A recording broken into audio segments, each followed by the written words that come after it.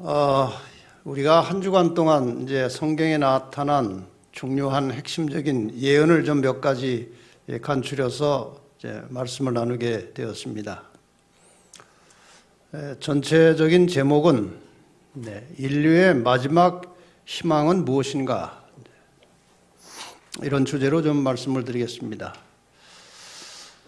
나중에 말씀을 드리겠지만 지금 여러분과 제가 살고 있는, 우리가 발을 붙이고 살아가는 이 세상은, 여러분들은 그냥 이제 하루하루 열심히 일하시고 또 사시겠지만, 저는 이제 예언을 연구하기 때문에 이 세상의 여러 가지 돌아가는 현상과 이 상태를 계속해서 관찰하고 연구하고 살피고 그렇게 이제 살아가는데 정말 희망이 보이지 않아요. 인간적으로는 희망이 보이지 않습니다. 그러나 한 주간 동안의 이 예언 세미나를 잘 공부하시면 확실한 소망이 분명히 있습니다. 한 주간 동안 여러분께서 앞으로 이 세상이 어떻게 될 것을 잘 깊이 예언을 통해서 공부하셔서 끝날 때는 벅찬 감격과 소망을 가지고 새로운 인생이 시작되시기를 바랍니다. 인간이 범죄하기 전에, 아담과 하와가 범죄하기 전에는 아주 밝고 깨끗한 세상이었습니다. 그런데 죄 때문에 점점 세상은 어두워져서 거의 암흑 세상이 되었습니다. 창세기에 보면은 인간의 상태를 어떻게 묘사했는가 하면은, 사람의 죄악이 세상에 관영함과 그 마음의 생각의 모든 계획이 항상 악할 뿐임을 보시고,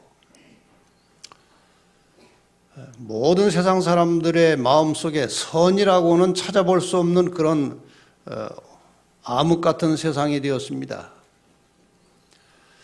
이러한 때에 하나님 보시기에 조그만 빛처럼 보이는 인물이 있었는데 그 사람이 노아입니다. 노아의 가족 외에는 다 죄악에 빠져서 이 지구는 회복할 수 없는 상태로 망가진 것입니다.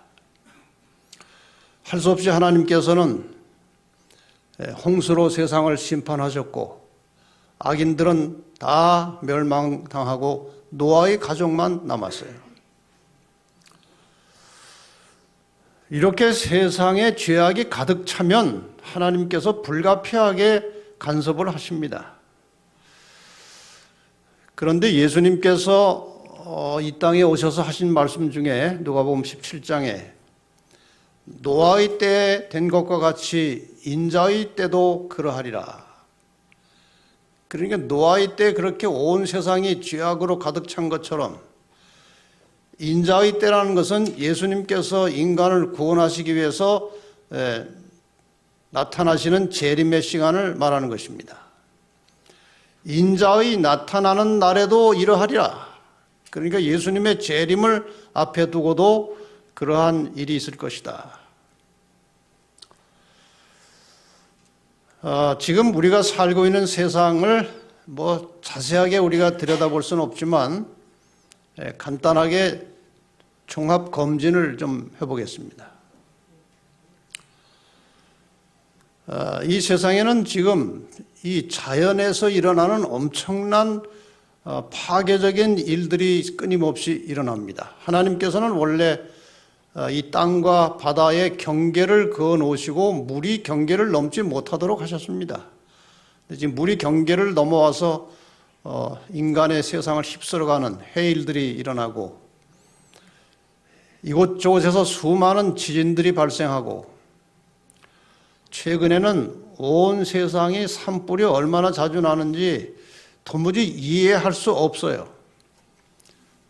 제가 얼마 전에 캐나다에 갔다 왔는데 캐나다 북쪽에 동시에 산불이 한 5천 군데서 일어났다고 그래요. 상상할 수 없는 일들입니다. 그 다음에 한쪽에서는 홍수가 나고 한쪽에서는 기근이 있습니다. 이게 도무지 이 세상이 정상이 아닙니다. 비정상입니다. 자연재해와 재난이 쉴 사이 없이 일어나고 있어요. 그 다음에 폭탄 테러, 전쟁, 내전, 말할 수 없이 시끄러운 세상입니다. 도덕적으로 얼마나 부패했는지 알 수가 없습니다. 동성애, 성을 바꾸는 것입니다. 남자가 여자가 되고 여자가 남자가 되고 그 다음에 그 사이사이에 굉장히 복잡한 성들이 생겨나서 지금 성별을 무엇이냐고 정하기가 매우 어려운데 제가 얼마 전에 기사를 보니까 이 성을 구분하는 기준이 한 50개 된다고 그래요. 정말 하나님께서 보실 때 가관입니다. 이런 세상인데 지금 저거는요, 남자가 여자로 전환한 사람들끼리 미인대하는 거니까 얼마나 흉측합니까? 마약과 좀비 현상, 수많은 노숙자들, 미국에도 얼마나 노숙자가 많은지 몰라요. 인간성이 완전히 다 망가져 가고 있습니다. 더욱 무서운 현실은 사탄 교회가 지하에 숨어 있다가 이제 길거리로 나와서 버젓이 간판을 달고 사탄을 찬양하는 교회들이 많이 생겨나고 있다는 겁니다. 오늘날 세상에 유행하는 대부분의 음악은 사탄을 찬양하는 그런 음악들입니다. 뉴에이지 음악이라든가 데블 뮤직이라는 것은 그 사탄 음악, 그러니까 하나님이 사람들의 찬양을 받으시면서 예배를 받으셨듯이 이 사탄도 찬양으로 자기를 경배하도록 그렇게 세상을 뒤집어 놓은 겁니다. 여러분, 할로윈데이를 최근에 많이 들어보셨죠? 작년에 이태원 참사를 통해서 온 나라가 떠들썩했는데 이게 마귀 의식이거든요. 11월 1일이 만성절이라는 날이 있어요. 죽음의 신에다가 제사를 드리고 죽은 자의 영혼을 달래면서 악령을 쫓아내는 그런 행사예요. 근데 이 마귀에게 공격을 당하지 않으려면 마귀처럼 분장을 해야 돼요. 그래서 이런 분장을 하는 거예요. 이게 마귀의 장난입니다. 근데 이것이 이상하게 우리나라까지 퍼져왔어요. 온 세상에 퍼져가고 있어요. 2023년이니까 올해죠. 4월 28일부터 30일까지 미국 보스턴에서 사탄 축제가 있었습니다. 이 사탄 축제의 여러 가지 행사 중에 이 사탄이 아주 공개적으로 노골적으로 지금 활동을 하고 있는데 정말 무서운 이런 일들을 한 것이 영상으로 나왔어요. 한번 잘 들어보세요.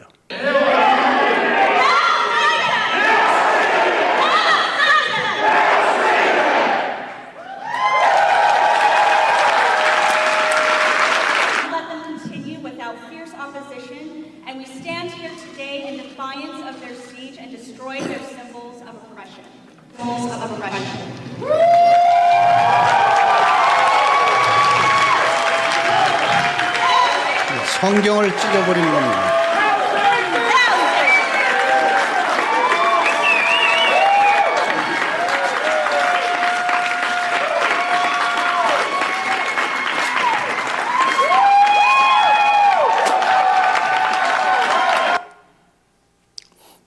지금 이것이 오늘날 우리가 살고 있는 세상의 모습이에요. 하나님께서 오시지 않으면 안 될 때가 된 것입니다. 이 세상 어디를 둘러봐도 희망이 보이지 않는 그런 세상이 됐습니다. 사탄이 지배하는 악의 세력이 세상을 지배하기 위해서 수단 방법 가리지 않고 인간 세상을 파멸로 만들어 가고 있습니다. 이런 어두움의 세상에서 미래의 희망이 과연 무엇이냐 하는 거예요. 여기 베드로서 1장 19절에 보면은 또 우리에게 더 확실한 예언이 있어 어두운 데 비치는 등불과 같다고 말씀하셨습니다. 이 마지막 어두움의 세상, 이 절망적인 세상을 살아가는 인간들에게 희망을 주는 등불과 같은 것은 성경의 예언이라고 말씀하셨습니다. 그래서 우리가 예언을 공부하는 것입니다. 성경 예언은 이 불안하고 불확실한 세상의 미래를 밝혀주는 등불과 같은 것입니다. 이 모든 예언의 핵심이 무엇인지 간단하게 먼저 소개를 하겠습니다. 여러분이 잘 아시는 대로 성경은 구약과 신약이 되어 있습니다. 여기에 약이라고 하는 것은 약속이라고 할 때 약자입니다. 그러니까 성경은 두 개의 약속이에요. 구약, 신약. 구약은 무슨 약속인가? 죄로 인해서 영원히 죽을 수밖에 없는 인간들을 구원하시기 위해서 하나님께서 독생자 예수 그리스도를 보내시고 그 예수님을 통해서 죽을 수밖에 없는 인간을 구원해 주시겠다는 약속입니다. 이 약속에 따라서 예수님께서 2000여 년 전에 이 세상에 오셨습니다. 이건 정말 신비한 일이죠. 하늘의 하나님이 인간이 되셔서 이 땅에 나타나신 것입니다. 이 예수님께서 33년 반을 무죄하게 깨끗하게 죄 없이 사셨는데 가장 끔찍한 악한 죄인에게 가하는 십자가 형벌을 받으시고 돌아가셨습니다. 이것이 바로 예수님께서 인간의 죄를 대신 짊어지시고 돌아가신 그런 죽음이었고, 그래서 누구든지 예수님께서 나의 죄를 대신해서 돌아가셨다는 사실을 믿고 예수님이 나의 구주이심을 영접하면 누구든지 구원 얻을 수 있는 길이 열린 것입니다. 이렇게 해서 예수님은 구원을 이루시고 부활하신 후에 하늘로 올라가셨습니다. 하늘로 가버리신 것이 아니고 가기 전에 가시면서 다시 약속을 하셨는데 그것이 신약입니다. 무슨 약속이십니까? 내가 다시 오겠다는 약속이에요. 그래서 예수님께서 다시 오시는 그날 모든 인간들의 영원한 운명이 결정될 것입니다. 영원히 죽을 것이냐 영원히 살 것이냐, 이러한 개인적 운명이 예수님께서 재림하시는 순간에 결정이 나버립니다. 그래서 예수님의 초림, 처음 예수님께서 오신 목적은 죄로부터 인간을 구원하시기 위해서 오신 것이고, 두 번째 다시 오시는 목적은, 재림의 목적은 죄로부터 구원받은 하나님의 자녀들, 하나님의 백성들을 이 죄악 세상에서 구출해서 하늘로 데려가시기 위해서 다시 오신다고 하셨습니다. 그래서 성경 전체는 다 예수님께서 오신다, 예수님께서 다시 오신다, 그 두 마디입니다. 그래서 요한복음 5장 39절에 보면은 너희가 성경에서 영생을 얻는 줄 생각하고 성경을 상고하거니와, 이 성경이, 이 말씀이 곧 내게 대하여, 예수님에 대하여 증거하는 것이라고 예수님께서 친히 말씀하셨습니다. 무엇을 증거하느냐? 방금 전에 말씀드린 대로 내가 너희를 죄로부터 구원하기 위해서 가겠다. 그 다음에 죄로부터 구원받은 너희들을 내가 데리러 다시 가겠다. 다시 오겠다. 그것이 성경이에요. 이 모든 사건들이 성경에서 예언으로 다 나와 있습니다. 잠언 29장 18절에 보면은 묵시가 없으면 백성이 방자에 행하거니와, 이 묵시라고 하는 말은 영어로 리버레이션이라고 되어 있습니다. 이건 계시, 예언이라는 뜻이에요. 이 예언이라고 하는 기준과 예언이라고 하는 그 등불이 없으면 사람들이 갈 바를 알지 못하고 우왕좌왕 방황할 수밖에 없다는 것입니다. 예언의 빛을 바로 알아야 우리가 갈 길이 보이는 것이고, 갈 길을 알아야 할 일이 무엇인지를 제대로 깨달을 수 있다는 그런 말씀이에요. 아모스 3장 7절에도 주 여호와께서는 자기의 비밀은 하나님께서 인간을 구원하시는 이 구속의 역사입니다.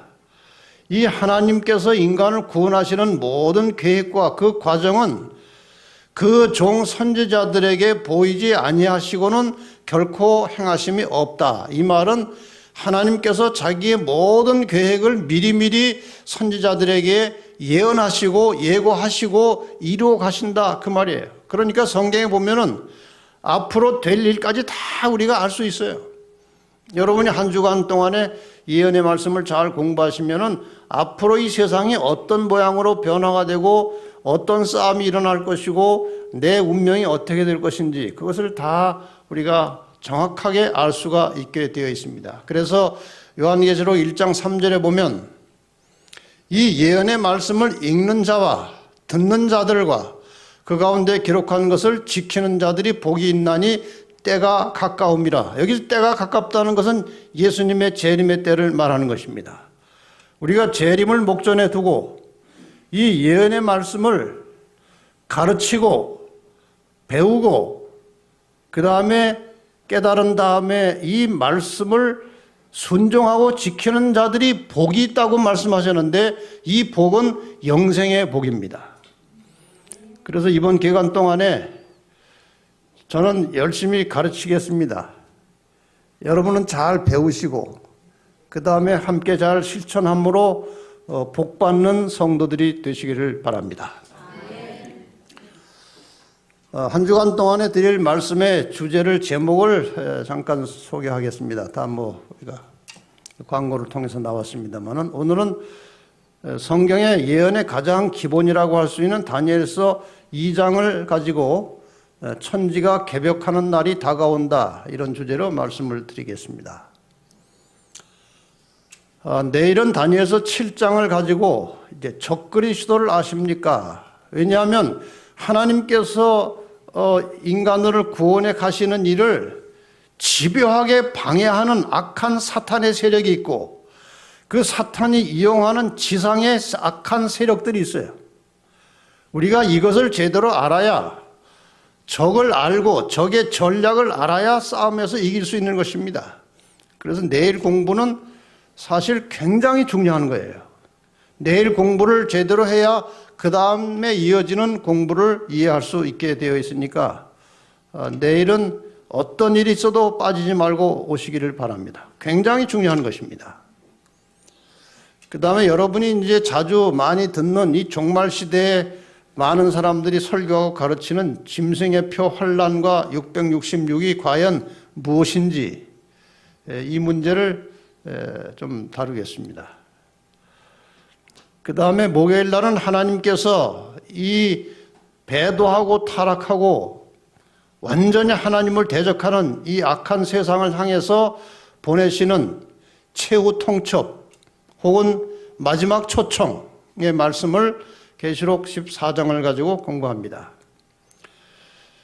그 다음에 금요일 저녁에는 계시록 12장을 가지고 이러한 선악의 싸움터에서 지구 종말에 누가 살아남을 수 있을 것인가 하는 주제를 가지고 공부를 하고, 토요일 날은 낮 시간이겠죠.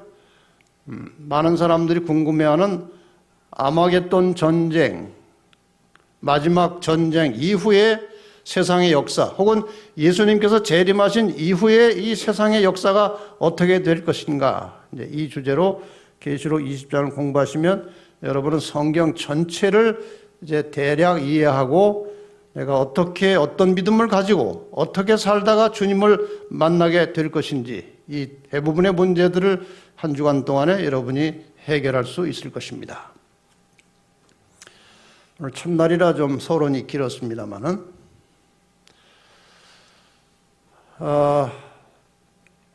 천지가 개벽하는 날이 다가온다. 이제 이것은 여러분이 이제 오늘 공부를 하시면 마지막쯤 가면은 그런 뜻이구나 하는 것을 알 수 있을 것입니다. 예레미야 42장 3절에 보면 당신의 하나님 여호와께서 우리의 마땅히 갈 길과 할 일을 보이시기를 원하나이다. 우리가 어디로 가야 할 것이며 그 가는 길목에서 무엇을 하고 어떻게 살아야 될 것인지를 하나님께서 우리에게 보여달라고 지금 기도하는 것입니다. 그런데 그 갈 길과 할 일을 하나님께서 무엇을 통해서 가르쳐 주시는가? 반복해서 말씀드린 대로 예언을 통해서 가르쳐 주십니다. 자, 창세기에 보면 이제 최초로 하나님께서 주신 예언의 말씀이 있는데 그 예언의 말씀은 지구와 인류를 내가 다시 구원하고 찾겠다는 하나님의 선언이 예언으로 나와 있습니다. 이 예언은 성경 전체에 나온 다니엘서와 계시록만 예언이 아니고 성경 전체의 약 4분의 1 정도가 예언적인 말씀이에요. 될 것이다, 할 것이다, 이런 미래형입니다. 그런 예언적인 말씀이에요. 창세기 3장 15절을 보시면 하나님께서 매우 중요한 선언을 하셨는데 이런 상황입니다. 아담과 하와가 범죄하고 불안하고 두렵고 부끄럽고 초조하고 이상한 마음이 들어서 숨어 있을 때 하나님께서 에덴 동산에 나타나셨습니다. 아담아, 너 왜 그러고 있느냐? 너 선악과 먹었냐? 하나님께서 아담에게 그렇게 질문을 하실 때 아담이 한 말은 하와가 주워서 먹었습니다. 그런 핑계를 댄 겁니다. 하와에게 너는 왜 과일을 그걸 먹었냐? 먹지 말라고 했는데 뱀이 주워서 먹었습니다. 그랬어요. 창세기에 보면은 뱀이 말을 합니다. 하와에게. 하나님이 정말 이 동산 모든 나무의 실과를 먹지 말라고 하시더냐 하고 말을 해요. 뱀이 말을 할 수 있습니까? 뱀은 말을 못합니다. 지금 뱀 속에 사탄이 들어갔고 뱀은 그 매체 역할을 한 것입니다. 그 당시 뱀은 굉장히 아름다웠어요. 그래서 그 아름다운 뱀을 통해서 사탄이 들어가서 이제 하와를 미혹하는 데 성공한 것입니다. 하나님께서는 사탄에게 묻지 않으셨습니다. 뱀에게 묻지 않으셨습니다. 그리고 친히 하나님께서 사탄에게 이 말씀을 하신 거예요. 내가 너로 할 때 나는 하나님이시고 너는 사탄이에요. 이 창세기 3장 15절을 잘 이해하면 성경 전체를 이해할 수 있는 것입니다. 성경을 아무리 많이 읽어도 이 창세기 3장 15절을 제대로 이해하지 못하면 성경을 제대로 모르는 겁니다. 그래서 오늘 저녁에 여러분은 이 창세기 3장 15절만 제대로 이해하셔도 추운데 여기 온 값이 다 나옵니다. 잘 들으시기 바랍니다. 내가 너로 여자와 원수가 되게 하고 너의 후손도 여자의 후손과 원수가 되게 하리니, 이 원수라는 말은 적대감을 가지고 싸운다는 말이죠. 싸움의 결과가 어떻게 되느냐? 여자의 후손은 내 머리를 상하게 할 것이요 너는 그의 여자의 후손의 발꿈치를 상하게 할 것이니라. 제가 색깔로 좀 구분해 놨습니다마는 여자와 여자의 후손이 한 편입니다. 그리고 사탄과 사탄의 후손, 뱀의 후손이 한 편입니다. 이렇게 해서 싸우는 거예요. 이거 다 상징적인 언어이기 때문에 설명을 좀 드리겠습니다. 여기서 나는 하나님이십니다. 그 다음에 너는 사탄이에요. 뱀이에요. 그 다음에 여자는 교회를 가리킵니다. 성경에서 여자가 상징적으로 사용될 때는 교회 혹은 하나님의 백성을 가리키는 것입니다. 그러니까 사탄과 하나님의 백성들은 서로 적대감을 가지고 싸울 수밖에 없는 거예요. 그 다음에 너의 후손은 이 땅의 악의 세력을 말합니다. 사탄이 이용하는 악의 세력을 여기에 너의 후손이라고 표현한 것입니다. 여자의 후손은 누군가? 이건 예수 그리스도를 가리키는 것입니다. 왜 예수 그리스도가 여자의 후손인가? 성경에서 여자를 가리킬 때 구약의 여자는 이스라엘, 하나님의 백성 이스라엘이 구약의 여자고, 그 다음에 신약의 여자는 교회입니다. 예수 그리스도는 구약의 여자 이스라엘의 혈통을 통해서 나올 것입니다. 아브라함의 자손으로 나올 것이고 유다의 자손으로 나올 것입니다. 이스라엘 민족의 혈통을 빌려서 나타날 것입니다. 그래서 여자의 후손이라고 한 것입니다. 그 다음에 또 하나의 다른 중요한 이유는 성경의 모든 족보는 남성 위주입니다.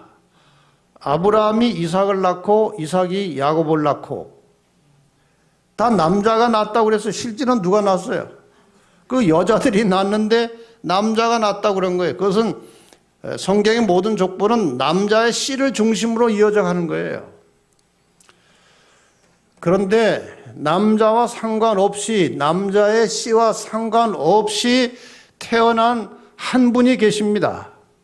그분이 처녀를 통해서 이 땅에 태어나신 예수 그리스도이십니다. 그래서 남자와 상관없이 바로 여자에게서 나왔어요.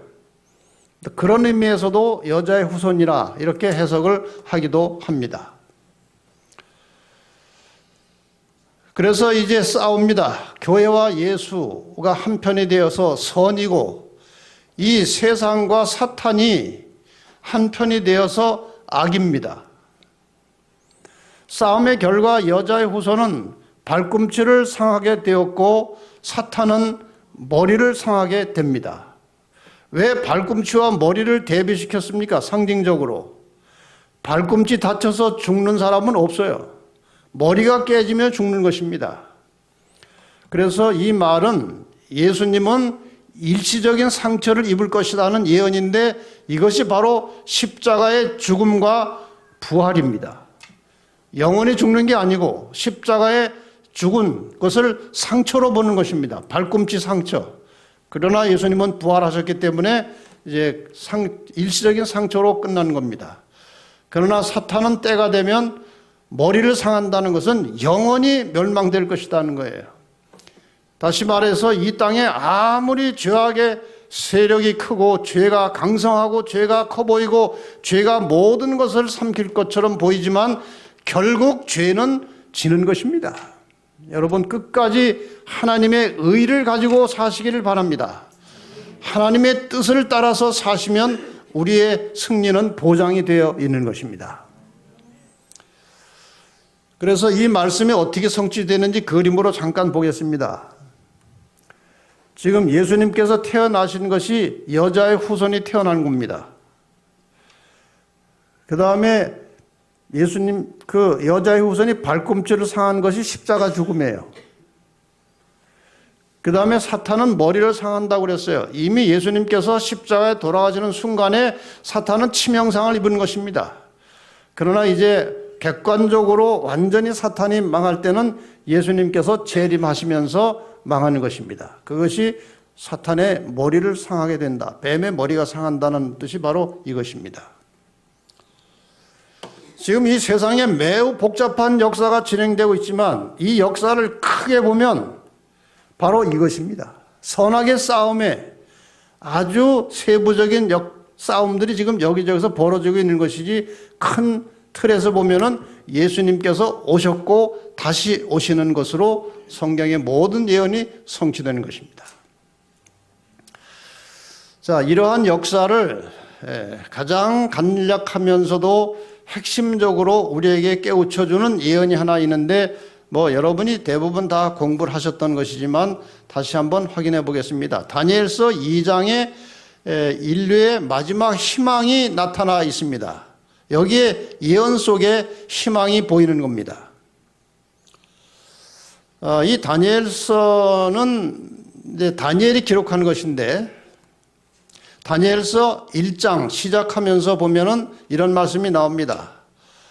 유다 왕 여호야김이 위에 있은지, 북방 이스라엘은 다 망했고 남방 유다만 이제 존속하던 시대에 여호야김이라는 왕이 있었는데 왕된 지 3년에 바벨론 옆에 이방 나라 바벨론 왕 느부갓네살이 예루살렘에 쳐들어와서 포위를 하고 그 다음에 사람들을 잡아가고 포로로 잡아가고 예루살렘 성전도 파괴하고 또 성전에 좋은 보물 같은 것들을 가지고 자기의 나라로 가져간 그런 사건이 일어났습니다.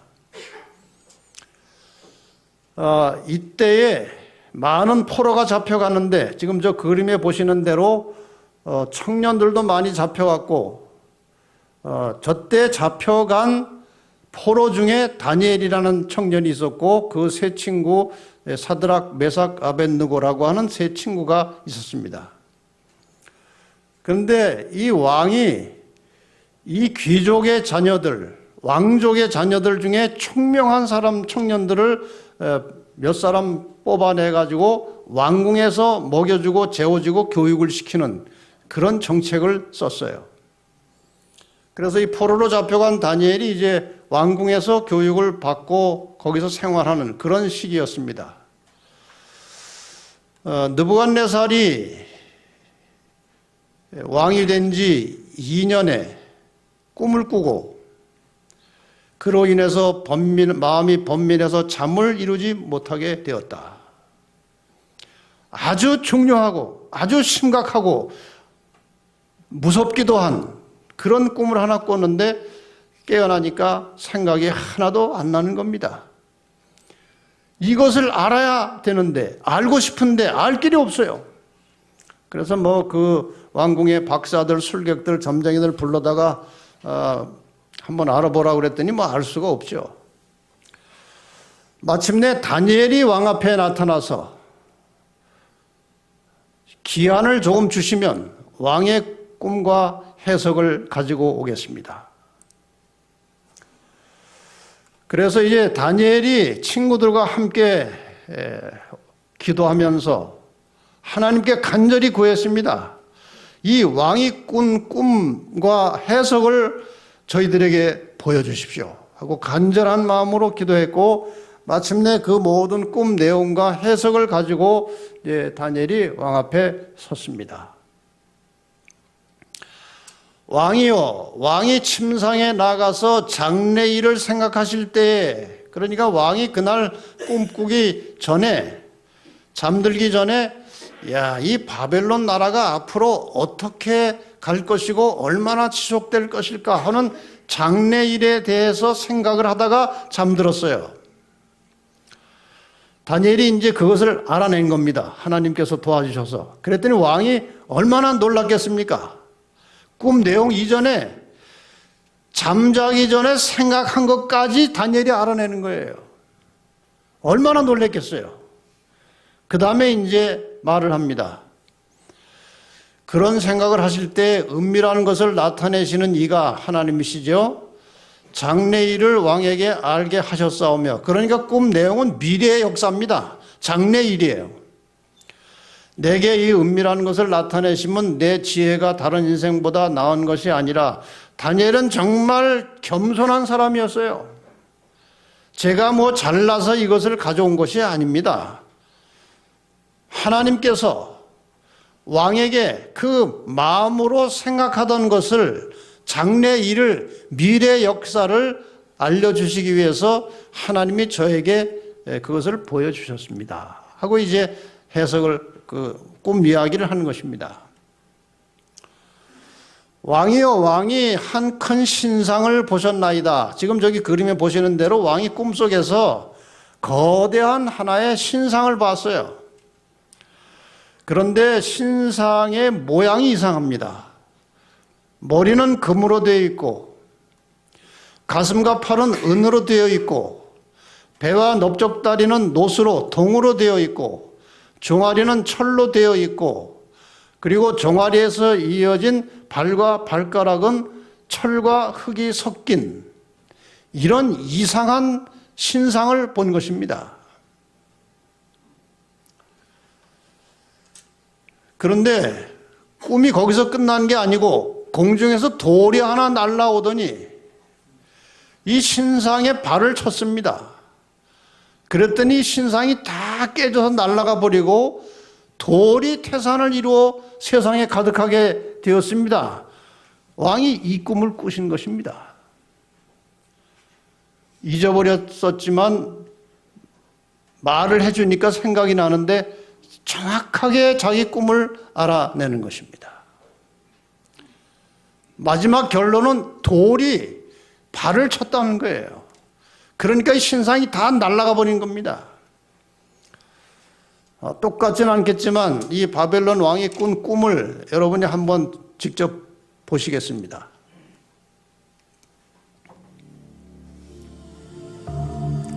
꿈에 이런 신상이 나타나는 거예요.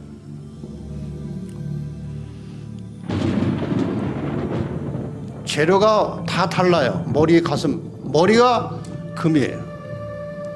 가슴과 팔이 은이고 배와 넓적다리는 노시고 종아리는 철이고 발은 발가락은 철과 진액이 섞인 저런 동상을 본 것입니다. 그런데 하늘에서 돌이 하나 날아오는 겁니다. 그리고 이 신상에 발가락을 친 거예요. 그러니까 신상이 다 깨져서 날아가 버리고 이 신상을 친 돌이 태산을 이루어서 온 세상에 가득하게 되었다. 자, 다시 한번 이 신상을 보겠습니다. 금으로 된 머리, 은으로 된 가슴, 노수로 된 배와 넓적다리, 철로 된 종아리. 자, 이제 다니엘이 이 해석을 하기 시작합니다. 이 해석을 왕에게 알려드리겠습니다. 다니엘서 2장 37절부터 해석이 나옵니다. 왕이요, 왕은 열왕의 왕이시라. 하늘의 하나님이 나라와 권세와 능력과 영광을 왕에게 주셨고 인생들과 들짐승과 공중의 새들 어느 곳에 있는 것은 물어나고 그것들을 왕의 손에 붙이사 다 다스리게 하셨으니 왕은 곧 그 금머리입니다. 금으로 된 그 머리가 바로 왕이십니다. 기분이 좋았습니다. 야, 너희 하나님 그 사람 알아보시는구나. 그럼 그렇지. 그런데 왕이시여, 왕의 후에 왕만 못한 다른 나라가 일어날 것입니다. 왕의 나라는 그보다 못한 약한 나라한테 망할 겁니다. 셋째로 또 놋 같은 나라가 일어나서 온 세계를 다스릴 것입니다. 그러니까 저기 머리, 가슴, 배와 넓적다리, 철은 이 바벨론 왕 이후에 일어날 다른 나라들을 차례차례 설명한 거예요. 이건 지나간 역사니까 우리가 자세하게 공부할 필요는 없고 결론만 말씀드리겠습니다. 저 신상이 어떻게 예언대로 성취되었는지 세계사책에 그대로 나옵니다. 제가 세계사책 하나를 좀 인용을 하겠습니다. 그대로. 신바벨로니아 수도 바빌론은 서남아시아의 상업과 문화활동의 중심지가 되었으나 북방의 신흥 세력인 페르시아에게 정복되었다. 바벨론은 페르시아에게 정복되었어요. 그리스를 정복한 알렉산더 대왕은 다시 오리엔트 세계를 지배하고 있던 페르시아 군과의 전투에서 연전연승을 거두고 알베라에서 다리우스 3세를 격파하여 페르시아를 멸망하였다. 페르시아는 그리스한테 망한 것입니다. 로마는 전후 3회에 걸친 전쟁에서 카르타고를 무찌르는 한편 그리스를 정복하여 마침내 기원전 2세기에는 지중해 전역을 지배하게 되었다. 그리스는 로마한테 또 망한 것입니다. 저기 네 나라가 나옵니다. 바벨론, 페르시아, 그리스, 로마가 차례차례 올라오는 역사 이야기가 나옵니다. 저것을 하나님께서 느부갓네살 왕에게 저 역사를 미리 보여주신 거예요. 느부갓네살 왕 당시에 앞으로 일어날 일들을 다 보여주신 것입니다. 그래서 금으로 된 머리는 바벨론이고 은으로 된 가슴은 바벨론을 멸망시킨 페르시아고 노스로 된 배 그리스고 그 다음에 철로 된 종아리는 로마 제국을 말하는 것입니다. 로마 제국은 일시에 망하지 않았어요. 게르만 민족의 이동에 의해서 나라가 서서히 혼잡해지더니 분열되는 것입니다. 어떤 제국에 의해서 로마가 망한 것이 아니고 로마가 나누어진 거예요. 그래서 결국 나중에 보니까 서기 476년쯤 가가지고 이제 서로마가 이렇게 쪼개지는 그런 역사가 세계사에 나옵니다. 바로 이 로마에서 쪼개진 나라들이 오늘날의 그 영국, 프랑스, 독일, 스위스, 포르투갈, 스페인, 이태리 이런 나라들의 모체가 다 여기서 이제 나오는 것입니다. 이렇게 해서 유럽이 쪼개진 거예요. 그러니까 철과 진흙으로 된 발은 로마에서 분열된 열국 나라들을 말하는 것입니다. 그러니까 지금 우리는 이 신상으로 말하면 철과 진흙이 섞여 있는 강한 나라와 약한 나라가 섞여 있는 이 마지막 발가락 시대에 우리가 살고 있어요. 그러니까 어떤 사람은 요즘은 발톱 시대라고 그래요. 발끄트머리에 와 있는 우리가 발톱 시대에 살고 있어요. 그런데 여기에 대해서 다니엘이 뭐라고 해석을 했는가 하면은 왕께서 철과 진흙이 섞인 것을 보셨은즉 그들이 다른 인종과 서로 섞일 것이나 피차에 합하지 아니함이 철과 진흙이 합하지 않음과 같으리이다. 이제 로마가 많은 나라들을 통합해서 다스렸는데 다시는 그 한 나라가 여러 나라를 통합해서 다스릴 세상은 오지 않고 서로 섞여 있지만 합쳐지지 않을 것입니다. 이제 그런 해석을 한 거예요. 지금 세상에 한 230여 개의 나라가 있습니다. 이 230여 개의 나라가 어떤 상태인가 하면은 저기 발가락처럼 발처럼 강한 나라와 약한 나라가 섞여 있는 상태예요. 그런데 이 강한 나라와 약한 나라가 섞여 있는 이 상태를 사람들이 지금 하나로 모아보려고 굉장히 노력을 하고 있어요. 여러분이 그런 용어들을 들으셨을 것입니다. 신세계 질서, 세계 단일 정부, 이렇게 해서 지금 이 세상을 지배하는 배후 세력들이 온 지구 모든 나라와 민족을 하나로 통합시켜서 하나의 정부를 만들어서 통치하려고 지금 움직여 가고 있어요. 지금 노골적으로 다 드러났기 때문에 이런 일을 주도하는 사람들은 제가 그냥 얼굴을 좀 공개하겠습니다. 이거 스스로 다 나오고는 본인들이 하는 이야기들을 이제 아주 노골적으로 다 나오기 때문에 이 세상은 정치가들이 지배하는 게 아니고요. 부자들이 지배하고 있어요. 돈 많은 부자들이 정치가들을 다 돈으로 매수하고 언론기관을 다 장악해가지고 저 사람들 마음대로 세상을 지금 꾸려가고 있습니다. 이런 사람들이에요. 그러나 사람들이 아무리 세상을 하나로 통일시키려고 노력을 해도 그것은 안 되는 일입니다. 잠시 되는 것처럼 보일지 몰라요. 그러나 그것은 안 되는 것입니다. 하나님께서 안 된다고 그랬어요. 시편 2편 1절로 3절에 보면은 어찌하여 열방이 분노하며 민족들이 허사를 경영하는고 세상의 군왕들이 나서며 관원들이 서로 꾀하여 여호와와 그 기름 받은 자를 대적하며 우리가 그 맨 것을 끊고 그 결박을 벗어버리자, 하나님의 지배를 벗어나서 우리 마음대로 세상을 다스리자, 그런 이야기예요. 하늘에 계신 자가 웃으시며 주께서 저희를 비웃으시리로다. 그러니까 하나님께서 이 사람들 하는 걸 보면요, 그냥 웃음이 나오는 거예요. 되지 않을 일을 계획하고 있는 것입니다. 이 세상의 최종적인 통치자는 하나님이세요. 사람이 하는 게 아닙니다. 사람이 잠시 이런저런 일을 할지 모르지만 마지막 결론은 하나님께서 정리하실 것입니다. 이 인간의 복잡한 나라는 사람들이 통일시키는 것이 아니고 이 하늘에서 날아온 돌이 통일시키는 것입니다. 자, 이 돌에 대한 다니엘의 해석을 좀 보십시다. 또 왕이 보신즉 사람의 손으로 하지 아니하고 뜨인 돌이 신상의 철과 진흙에 발을 쳐서 부서뜨리매 때에 철과 진흙과 놋과 금이 다 부서져 여름 타장 바닥에 겨같이 되어 바람에 불려 간 것이 없었고 우상을 친 돌은 태산을 이루어 온 세계에 가득하였었나이다. 그러니까 이 신상에서 연속적으로 일어난 나라들, 마지막에는 여러 나라가, 강한 나라와 약한 나라가 섞여 살고 있는 이 시대의 마지막 결론은 돌나라입니다.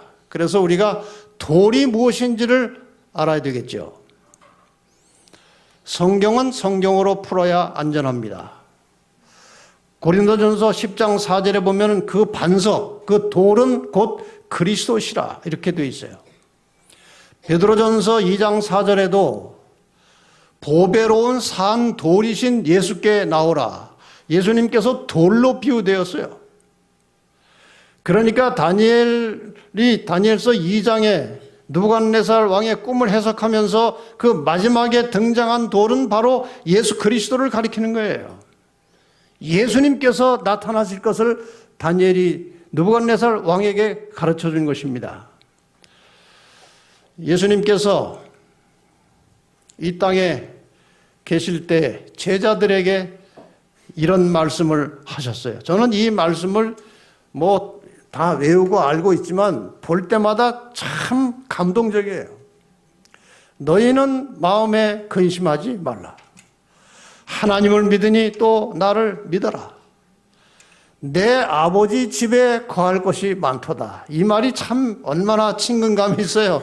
내 아버지 집에. 아버지 집이 어디 있어요 지금? 하늘에 있는 것입니다. 거기서 예수님께서 내려오신 거예요. 그래서 예수님께서 제자들에게 내 아버지 집이라고 말씀하실 때는 하늘에 계신 아버지 하나님의 집을 말하는 것입니다. 하나님이 우주 어느 공간에 존재하고 계시는 거예요. 거기를 아버지 집이라고 말씀하셨습니다. 내가 너희를 위하여 처소를 예비하러 가노니, 이제 예수님께서 다 아십니다. 십자가에 돌아가실 것도 알고 부활하실 것도 알고 그 다음에 하늘로 올라가실 것 예수님 다 알고 계셨어요. 구약에 다 예언이 되어 있으니까요. 그래서 그 승천하러 올라가는 것을 뭐라고 표현하시는가 하면은 내가 너희를 위하여 처소를 있을 것을 예비하러 준비하러 가는데, 가서 너희를 위하여 처소를 예비하면 준비가 되면 내가 다시 와서, 이게 재림이에요. 너희를 내게로 영접하여 나 있는 곳에 아버지 집에 너희도 있게 하리라. 예수님께서 그 아버지 집으로 우리를 데려가시기 위해서 다시 오시겠다는 것입니다. 우리가 그리로 갈 수 있다는 거예요. 하나님의 세계는 인간의 머리로 이해가 잘 안 됩니다. 그러나 하나님께서 말씀하셨으면 그것은 100% 그대로 되는 것입니다. 예수님께서 다시 오실 것을 믿으십니까? 그것밖에 안 믿으십니까? 믿으십니까? 안 믿어도 오셔요. 예수님은 우리가 믿거나 안 믿거나, 준비가 되었거나 안 되었거나 우리를 사랑하시고 우리와 함께 살고 싶으셔서 우리를 데리러 오실 것입니다. 히브리 9장에 이 말씀이 다시 이렇게 나옵니다. 이와 같이 그리스도도 많은 사람의 죄를 담당하시려고 단번에 들이신 바 되셨고, 이게 초림이에요. 구원에 이르게 하기 위하여 죄와 상관없이 자기를 바라는 자들에게 두 번째 나타나시리라. 자, 이제 다시 해석으로 돌아갑시다. 다니엘서에서 이 열왕의 때 약한 나라와 강한 나라가 함께 섞여 사는 많은 왕들이 일어나서 세상을 지배하고 다스리는 이때 하늘에 하나님이 한 나라를 세우시리니 이것은 영원히 망하지도 아니할 것이요 그 국권이 다른 백성에게로 돌아가지도 아니할 것이요. 왜 이런 말을 쓰고 있어요? 지금 다니엘이 그동안은 바벨론은 그 다음에 약한 나라 페르시아는 또 더 약한데 그 다시 올라와서 또 그리스에게, 그다음에 로마에게 계속해서 국권이 다른 백성에게로 넘어갔어요. 그런데 마지막에 하나님께서 세우신 나라는 다른 나라에게로 넘어가지 않는다는 것입니다. 도리어 이 모든 나라를 쳐서 멸하고 영원히 설 것이라. 마지막에 나오는 나라는 하나님의 나라입니다. 여기 보시는 대로 지금 수많은 나라들이 강한 나라와 약한 나라가 섞여 살지만 하나로 연합되지 않는 이 시대에 누가 오신다는 거예요? 예수님께서 오신다는 것입니다. 이 예수님께서 오시는 장면을 제가 저희 사무실 직원에게 좀 부탁을 해서 이렇게 한번 만들어 주시오. 그래가지고 재림하는 장면을 좀 새롭게 구성한 것이 하나 있어서 한번 똑같지는 않겠지만 그래도 한번 재림을 느껴보십시다. 하늘에서 내려오십니다. 이 땅으로 내려오셔요.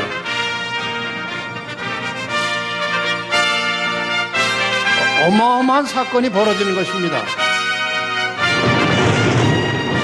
큰 지진이 나고 번개가 치고 우레가 치고 세상은 황폐화되는 것입니다. 천군 천사와 함께 오셔서 우리를 하늘로 데려가시는 것입니다.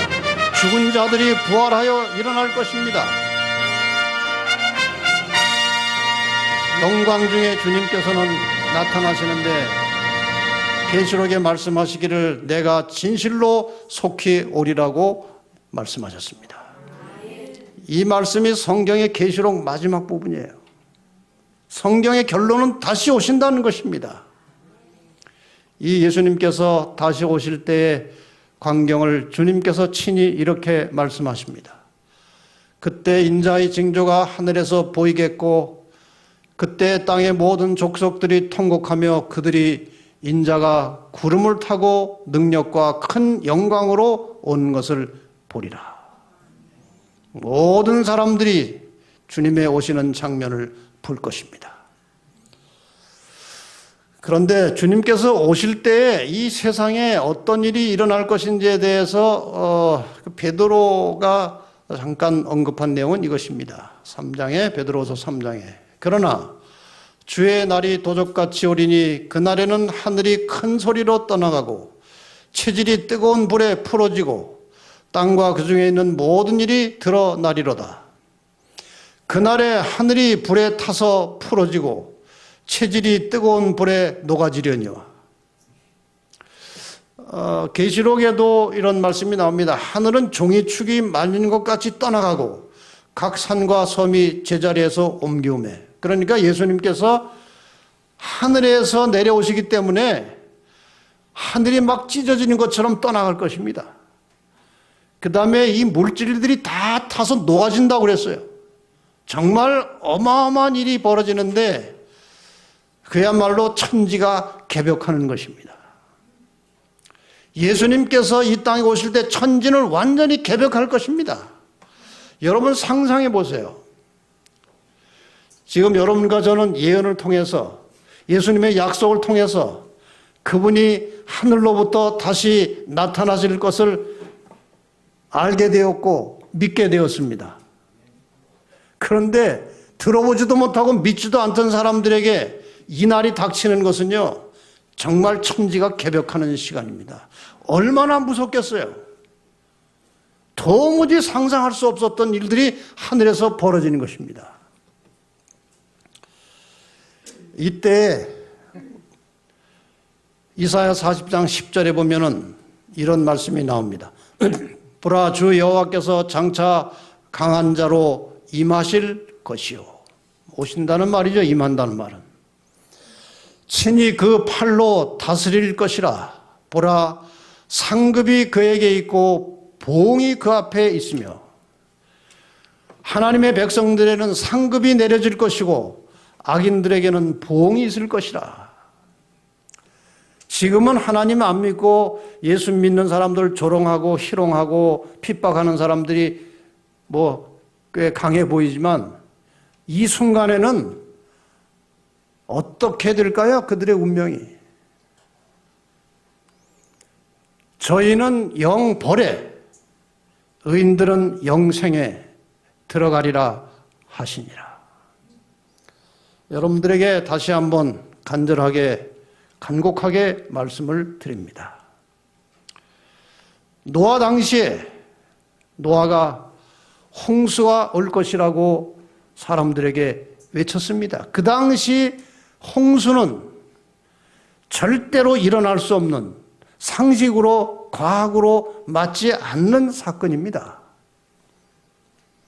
그래서 이 노아가 이 홍수에 대해서 경고할 때 사람들이 저 노인네가 상식에 맞지 않은 말을 하네 하고 조롱하고 비웃었어요. 그런데 그 홍수가 일어날 것이라고 약속된 날 한 주일 전에 말이에요, 이상한 일들이 벌어지는 거예요.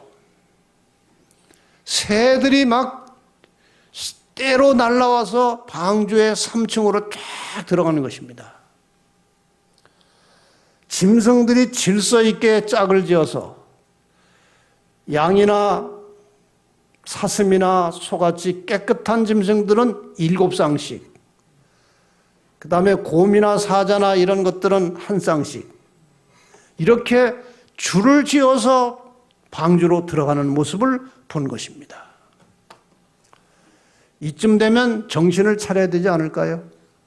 그런데 무시했습니다. 우연이겠지. 방주의 문이 닫혔습니다. 그런데 한 주일 동안 비가 오지 않는 거예요. 방주에 안 들어간 사람은 신바람이 났습니다. 저 노아 할아버지 정신 나갔다고 말이에요. 그런데 일주일 후에 비가 쏟아지는 것입니다. 어마어마한 비가 쏟아지는 거예요. 쉬지 않고. 이 사람들이 어땠을까요? 노아 할아버지, 문 좀 열어주세요. 잘못했습니다. 노아는 문 열어주고 싶었지만 천사가 닫은 저 문은 사람이 열 수가 없었습니다. 구원의 문은 이미 닫힌 거예요.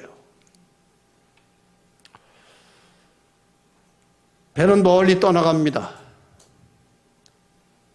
아, 때가 너무 늦었구나. 이렇게 될 줄은 몰랐네. 이 마지막 때 예수님의 재림의 상태를 노아의 때와 같을 것이라고 예수님께서 말씀하셨어요. 오늘날 이 재림을 믿지 않는 많은 사람들이 재림의 날에 이 사람들과 똑같은 말을 할 것입니다. 지금은 재림을 가르치고 재림을 전하는 사람들을 조롱할지 몰라요. 제 상식에 맞지도 않는 비과학적인 말을 한다고. 그러나 노아도 홍수를 알지도 못하지만 하나님이 말씀하셨기 때문에 믿은 것입니다. 저나 여러분 마찬가지예요. 우리가 재림을 어떻게 합니까? 그러나 주님께서 그렇게 말씀하셨기 때문에 그분이 다시 오실 것을 믿는 것입니다. 분명히 오실 것입니다. 그러나 이것을 지금 무시한 사람들은 주님께서 오실 때 아마 땅을 치고 통곡할 것입니다. 여러분, 아무도 그런 형편에 처하지 않기를 바랍니다. 여기 다 말씀해 주셨어요. 때가 너무 늦었다고 후회하지 마시고 지금부터 예수님의 재림을 믿으시고 하나님 나라의 백성이 되기 위해서 늘 준비하며 사시기를 바랍니다.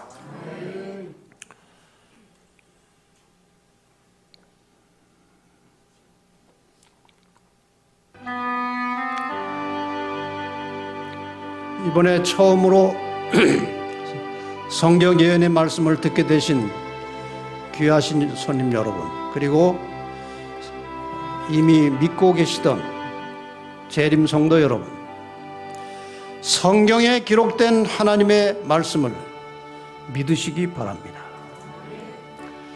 성경에 기록된 모든 예언의 말씀은 100% 지금까지 성취되었고 앞으로 남은 예언도 반드시 성취될 것입니다. 인류를 구원하러 오시는 예수님의 재림은 성경에서 가장 중요한 예언입니다. 그리고 조만간 예수님의 재림의 예언은 반드시 성취될 것입니다. 보이지 않던 영적 세계가 우리 눈에 보이는 현실로 나타날 것입니다. 노아 홍수 시에 대부분의 사람들이 홍수로 세상이 멸망할 것이라는 하나님의 말씀을 상식에 맞지 않는다고 믿지 않았습니다. 노아를 조롱했습니다. 하늘에서 이 세상으로 내려오시는 예수님의 재림, 인간의 지식으로는 이해할 수 없는, 상식에 맞지 않는 것처럼 생각될 수 있습니다. 그러나 하나님의 세계는 인간의 과학이나 상식을 초월하는 것입니다. 노아 시대의 사람들이 홍수를 믿지 않았지만 비는 쏟아졌고 죄악 세상에 인류는 멸망했습니다. 여러분이 예수님의 재림을 믿지 않아도 예수님은 우리를 구원하시러 분명히 다시 오실 것입니다. 믿으시기 바랍니다. 저는 100% 믿습니다. 노아의 가족들이 하나님의 말씀을 믿고 방주를 짓고 그 안에 들어가서 살아남았듯이 예수님의 재림을 믿고 준비하며 기다리던 사람들은 영원한 생명을 얻게 될 것입니다. 이것이 바로 인류의 마지막 희망입니다. 오늘 저녁에 이 말씀을 들으신 여러분들은 예수님의 재림을 믿고 하나님의 구원의 날을 기다리며 준비하시다가 주님 오시는 그날 영원한 생명에 들어가시기를 바랍니다. 지금 이 시간 성령께서 우리 마음에 임하셔서 새로운 마음을 주시기를 간절히 바랍니다. 내일은 다니엘서 7장을 가지고 적그리스도를 아십니까? 이런 제목으로 공부를 할 것인데 굉장히 중요한 것입니다. 예수를 믿는 것도 중요하지만 예수를 바르게 믿는 것이 더 중요합니다. 나더러 주여 주여 하는 자마다 천국에 들어갈 것이 아니라고 말씀하셨고 내 아버지의 뜻대로 행하는 자가 들어갈 것이라고 말씀하셨어요. 내일 우리는 다니엘 7장을 통해서 무엇이 하나님을 제대로 믿는 것인지 바르게 믿는 것인지에 대해서 공부를 하게 될 것입니다. 참 좋으신 우리 하나님, 세상 어디를 둘러보아도 희망의 그림자가 보이지 않는 이 절망적인 흑암의 세상에 예언의 빛을 비추어 주시고 우리의 갈 길을 보여주시고 희망을 주셔서 감사합니다. 주님의 재림을 통해서 우리가 영원히 살 수 있는 희망을 주셔서 감사합니다. 우리가 주님께서 다시 오실 것을 믿습니다. 믿기만 하지 않고 주님을 만나기 위해서 날마다 준비하며 살아가는 진실하고 성실한 그리스도인들이 되게 하여 주시옵소서. 우리의 모든 삶의 목표가 재림에 맞춰지게 하시고 하루하루 그날을 위해서 기도하며 준비하며 더 나아가서 이 벅찬 감격의 희망의 소식을 다른 사람들에게도 나누어주며 살아가는 예수님의 증인이 되게 하여 주시옵소서. 오늘 저녁에 저희는 이 예언 연구 첫 시간을 시작했습니다. 중간중간 이 예언 세미나에 참석하지 못할 이유가 생길지도 모릅니다. 하나님께서 그 모든 것들을 물리칠 수 있는 믿음을 주시고 빠지지 않고 끝까지 이 세미나에 잘 참석해서 마침내 성경의 보물을 발견하게 하시고 희망을 보게 하시고 영생을 얻는 귀한 주님의 자녀들이 될 수 있도록 축복하여 주시옵소서. 예수님의 이름으로 간절히 기도합니다. 아멘.